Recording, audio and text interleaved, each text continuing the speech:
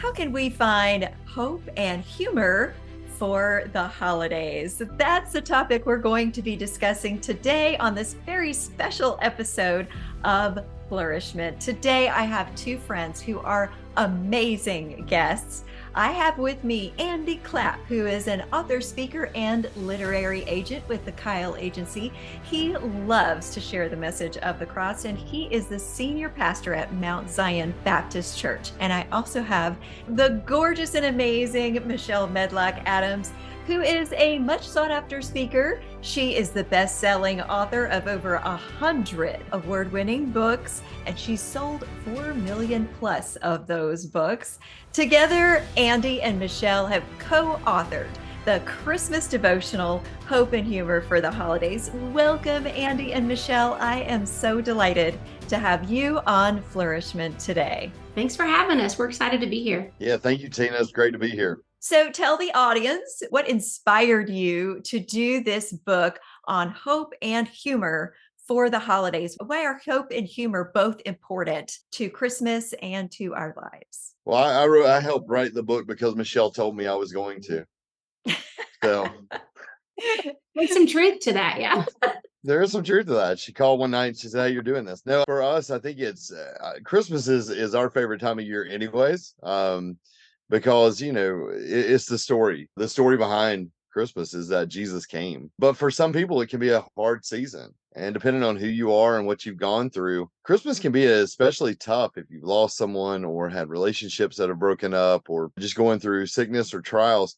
And what we wanted to do was kind of encourage the readers and just share stories from our past that would uplift them and remind them that, you know what? Even though it may be a dark night in your life, there's the light of Christmas that shines through, and it gives us hope even in the darkest seasons of life. Amen. So tell us about humor. How does humor help us have something during the holidays besides just all of the trappings that we normally see with the commercialism? Why is humor a thing that we need almost like a medicine? I mean, the word tells us that, laughter is good for the soul. It's good for your bones. It's good for us. And I think sometimes we get so busy with the hustle and bustle of all the holiday things, we don't always take time to breathe, to enjoy the joy of the season or to laugh. Now, I have little grandkids now. I have 6 of them, and they're the cutest things you've ever seen. They bring a lot of laughter into my life. And so that keeps me, I think it keeps you young. I think it keeps you happy, because happy and joy are 2 different things. Happy is temporal. Mm-hmm. Joy is eternal. It's a gift of the Spirit. But I like to have all that going on in this house, especially around the holidays. I will say, the holidays take on a different meaning when you have little ones around. Just a lot more fun. But if you have lost somebody, like I lost my mom years ago and then dad, and it was weird, us being the matriarch and patriarch of the family, all the dynamics kind of changed a little bit. We had to create new traditions and some fun things to bring that laughter back, because it's never going to be the same, that new normal. So we wanted to create a new normal that would be really great for everybody in the family. So we started doing fun things like the white elephant gift. And I write a devotion about that, where you look all year, literally January 1, I'm looking for the perfect white elephant gift for my sister, something that will just make her so laugh, something that's just going to be incredibly funny to her. I mean, I think I had them all purchased by March of this year. Like, I love that. We do that on Christmas Eve at our family. Then our church always does the ugly Christmas sweater. Who wants to wear the ugliest Christmas sweater? And y'all, I've won 2 years in a row. I have some really ugly Christmas sweaters. Found you one the other day. You bought one? Found one the other day. Oh, it was hideous. And I got it for you. It's coming in the mail. I'm so excited. I mean, I have a whole closet full of just all kinds of holiday wear, because I'm a nut. That's the thing. That's why I wanted Andy to do this book with me, is because we both are like little kids at Christmas. I mean, we both start listening to holiday music in October. And we're the people that other people are annoyed by, because we're like, let's put the tree up. I know it's before Halloween, but we don't care. Like, I have 8 trees that I put up, just not because I want to impress anybody, just because I like 8 different trees. Each of them are themed. I mean, I've been working on that since November 1. I've had Christmas music playing, driving my son-in-law crazy. Not sorry at all. Like, I love this time of year. And I think the joy of the season, because of our Savior, that he was born and came to earth for us, that is what we want to teach our kids. And we want to have that the centerpiece of our holiday. But all this other stuff, which we write about in the book, but in addition to that, is fun. And we need to laugh. Sometimes some of the people who've already got our devotional have been sending us emails and text messages and saying, oh my gosh, I totally laughed out loud when I read your ugly Christmas sweater, when I'm like, yep, because I told about a time when Allison asked to borrow my sweater. And I thought, I am really cool. My youngest daughter, who is fashionista, has asked to borrow one of my holiday sweaters. This wasn't one I had in the ugly section. This was one I wore like for real. Like I thought it was pretty. It had a little cardinal on it. And it was shiny. It had little sparkles in it. And then when I went to the B&L basketball game that night, I noticed a lot of people wearing holiday sweaters. And I was like, oh, these are also, everybody's so festive. And then one of our friends from church, who was Allie's friend, said, Allie's sweater didn't win, but she came in third. She's like, man, it's like, that was one ugly sweater. And I was like, okay. So it wasn't that my sweater was beautiful that she had asked to wear. It's that it was the ugly sweater. But she borrowed it. She didn't ask me that. She said, Mom, can I borrow one of your sweaters? Yeah. So that'll humble you. So there's some levity in there with some, scriptural training in the midst of all the fun that we have in there. I think you'll really enjoy this book. It's a really fun one. I think we have a problem with taking ourselves too seriously sometimes, don't you? And I think that can bring the holidays down to a level of stress and a level of strain and conflict when you're taking the things that don't matter more seriously than the eternal things that do, the relationships, the forgiveness, the grace that you offer. Can you talk about that a little bit? Yeah, I mean, when we take ourselves too seriously, then we're really getting away from the meaning of the season. But here's the thing: is that Jesus came wide to make what was wrong right, and what I mean by that was that he came so all of our wrongs could be wiped away. And people ask me all the time as a pastor, they say, which one's more important, Christmas or Easter? Well, they're both important, but you can't have Easter if you don't have Christmas. He had to come first before he could die for us. Mm-hmm. And I think sometimes we get so far away from the heart of the season, to be honest with you, because we are focused on all the wrong things. We've done that in our household, and we've done that with our church and stuff. It can easily become so distracted that we miss the beauty of it. I'll never forget my kids asking me if I was older than Santa Claus. I was like, are you serious? Are you serious right now? I mean, yeah, daddy's got a little bit of gray, but come on now. For me, I think when we get back to the heart of the holiday, it comes back to chasing moments and meaning and not materials. Yes. And that is so important for us, that we begin to chase that moment with Jesus rather than chase the materials of Christmas, and not be so serious and so stressed out, because it's so funny. Have you ever thought about this? Like, what is the phrase for Christmas? Peace on earth. And we're all stressed out. It's like we missed the whole thing. It's like we have it in lights all around us, peace on earth, and we're just running and going. Man, sometimes we need to remember grace. That grace came. We need to remember that mercy was here, and that if a stable was good enough for the Son of God, then my Charlie Brown Christmas tree is okay. I love that. That's great. What is one little quick tip that you want to make sure people find in the season this year? My one little quick tip is one thing that'll keep you less stressed and more blessed during the season is to just shift your mindset. So instead of like, oh my gosh, I have the kids' school program and I have 2 church functions and we're hosting a party, instead of saying I have to do all this, be like, this means I have friends and family in my life that I actually get to go to these things. So just kind of change that in your mind, where if you're an introvert, especially, you don't like to get out and do these things, it's such a blessing to be invited. So just that one little shift in mindset can make all the difference in how you approach all the things you're going to have to do this year. Don't think of it, I have to do things I get to do this year. My tip would be stop. At least for a moment, stop. Take in the magnitude of the season and the meaning of the season, and that will give you more perspective. Too often we lose perspective because we're running too fast, but when you stop and breathe it in, it kind of changes your perspective on things. So tell the audience how they can connect with each of you. I'm going to start with Andy and then go to Michelle, and get a copy of the Christmas Devotional, Hope and Humor for the Holidays. Oh, you can connect with me on www.andyclapp.org. And that's Clapp with 2 P's. And I'm on Facebook, Instagram, Twitter. And for me, it's www.MichelleMedlockAdams.com. That's MEDLOCK Adams.com. And I am IN, stands for Indiana, IN Writer Girl on all the social media platforms. So we're everywhere. You can't hardly miss us. And then you can go to ingamepress.com and you can order the Christmas Devotional, or it's also on Amazon and pretty much every place books are sold.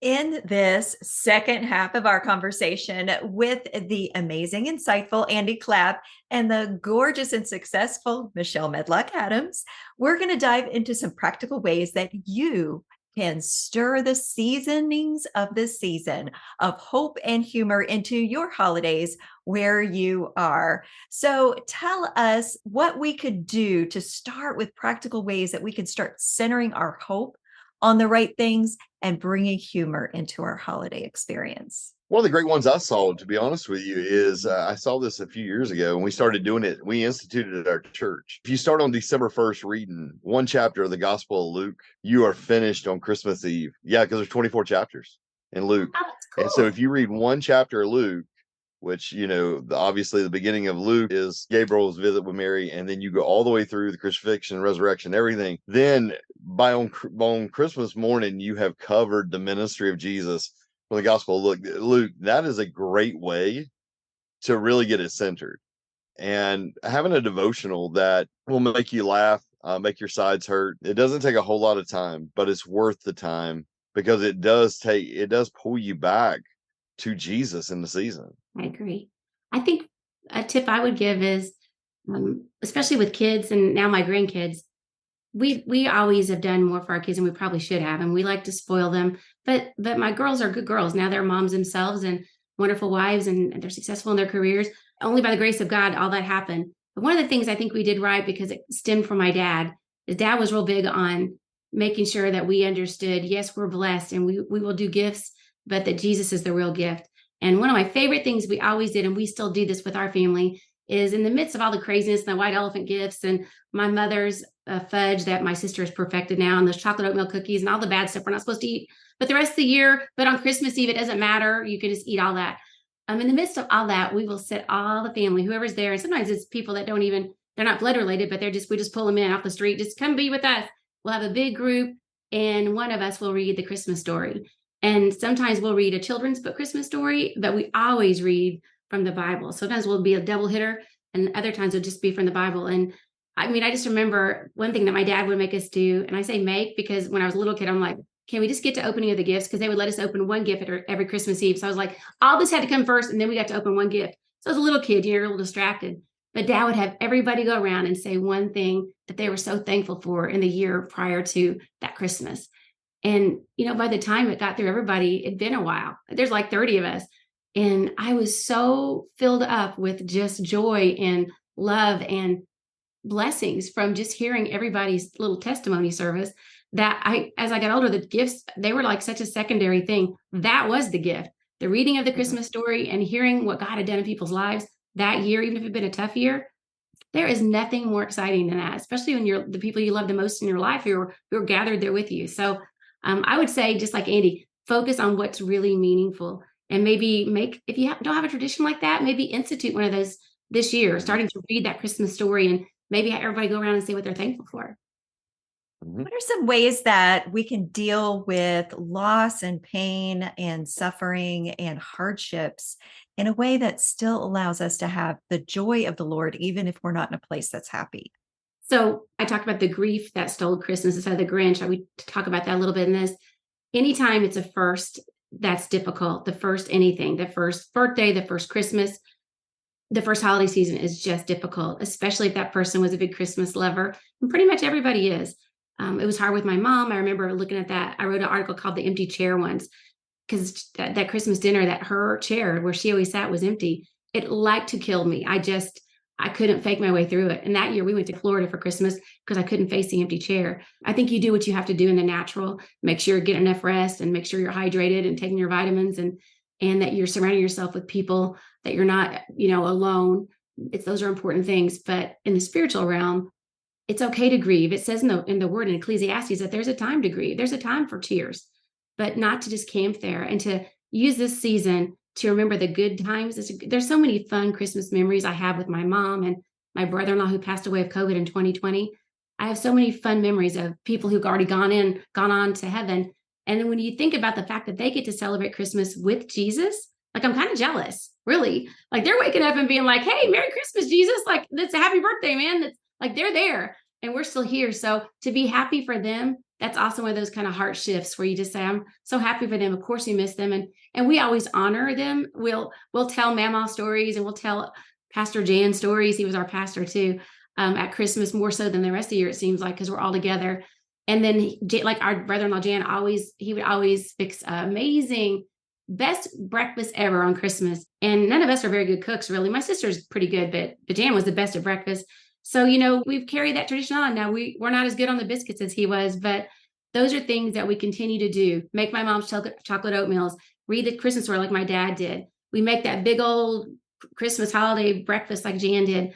And we remember them, we honor them that way. All the while, it's okay to feel sad and to talk about it. And you might even shed some tears, but just being happy for them where they are. I think that helps just get through those first seasons. But here's the other thing. Don't be afraid to ask for help. If you are desperate and you are struggling, I've been there. Don't go into a corner by yourself and retreat and watch 5 million holiday movies by yourself. That is the wrong thing to do. Reach out to those people in your circle and say, hey, I'm struggling. I'm having a hard time. And just go to lunch with other people who are joyful. It'll rub off on you. It'll help you. Are there some things, in addition to things that we should do, that we should avoid, that we should stop doing, things that people tend to do that aren't healthy and that don't lend themselves to having hope during the holidays?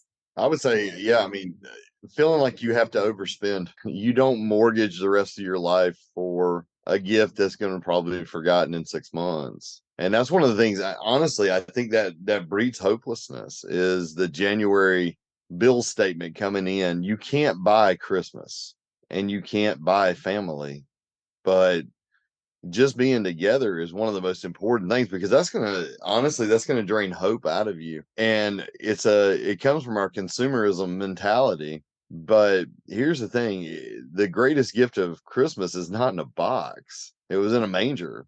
And the greatest gift of Christmas you've got are those who are around you. And so avoid the feeling that you have to buy or wow somebody. Wow them with Jesus. That's the wow factor of Christmas, is that God would send his son to come to the earth, to a broken earth, completely shattered earth, and that he would come because of us to put the broken back together, that he would come to the outcast, that he would come to the overlooked.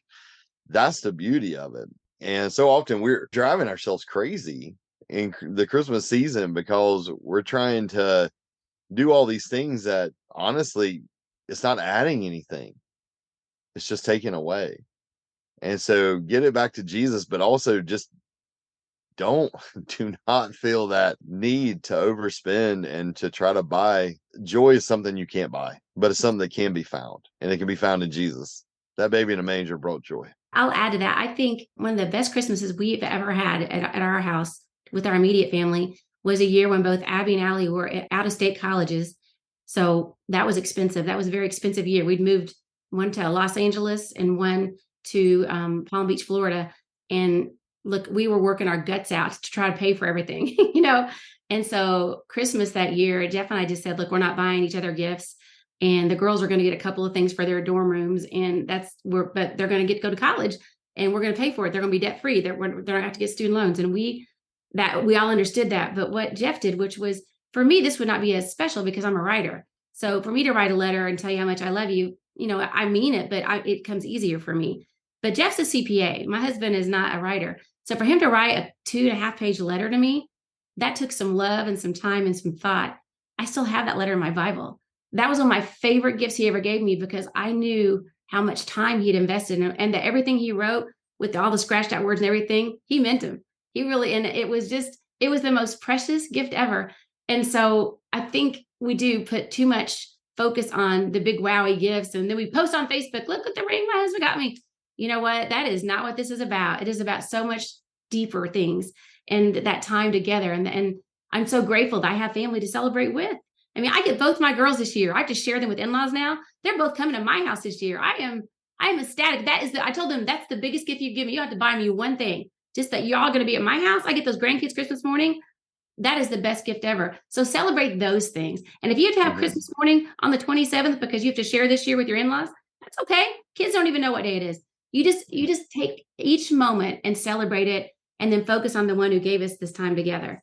That will bring joy and hope and humor this holiday season. It'll put the focus on the right things. What's one last takeaway message that you would like to make sure that everyone hears this holiday season? Well, for me, it would be that, hope came. And that hope is a very real thing. So often when we talk about it in our language, it's something that's almost like a dream. But hope in the Christian faith is reality. It is the hope. And Jesus is the hope. And honestly, I hope everyone has the best season ever, because you have a reason to. If you know Christ, then you have a reason to have the most amazing season of worship in your life, because you were on his mind when he came. You were in his heart as he drew those first breaths here on earth, and you absolutely were there. I think what just uplifts me about the Christmas season is think about the ones that he came to, and the shepherds always get me, because there they are, and they're off, and they're living life, and in a lot of ways they weren't wanted. Those are the first ones that God would send a messenger to and said, hey, come look at this. And this season, let it be the come and see season. Come and see what God has done. I mean, that's it. That's the message of the book. And then maybe lastly is, if you have that joy, you need to share it. Like, the best gift you could give anybody in your town, your vicinity, strangers, doesn't make a difference.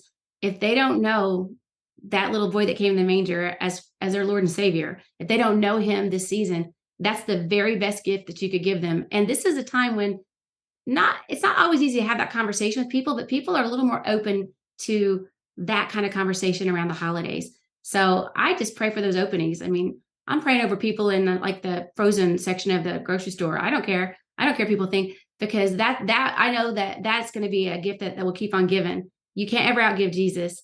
And so make sure that you reach outside of your circle and offer Jesus to those who might not know the real reason for this season. If you know it, it's your duty as a believer to go out and share that. And I promise you that will bring you the best joy ever. This has been such a wonderful conversation. I love talking about Christmas and how God brought the light of the world into the darkest places, to the poorest people in the most unexpected moment, and that he can do that for us too. So how can people spend time with you online and get in touch with you, and then get a copy of the Christmas devotional, Hope and Humor for the Holidays? You can find me on Facebook, and we actually live stream our sermons every week. So check in with us every week, because we're going to have an awesome Christmas season this year. And you can get a copy of the book at Amazon or at Endgame Press or at christianbook.com. So you can get them from all three of those places. And then I'm Michelle Medlock Adams, 2L Michelle .com, MichelleMedlockAdams.com, or IN stands for Indiana. That's where I live. IN Writer Girl on all social media platforms. And tell them the name of your church, Andy, so they can find you online. It's Mount Zion. Mount Zion. Yeah, Mount Zion Baptist Church in Liberty, North Carolina. It's a good one. I hope that all of you listening enjoyed this conversation about hope and humor for the holidays. And I hope that you will check out this new Christmas devotional by Andy Clapp and Michelle Medlock Adams. And of course, I also hope that you hit subscribe and come back for the next episode of Flourish-Meant. Flourish-Meant is part of the Spark Media Network and can be found on the Edify app.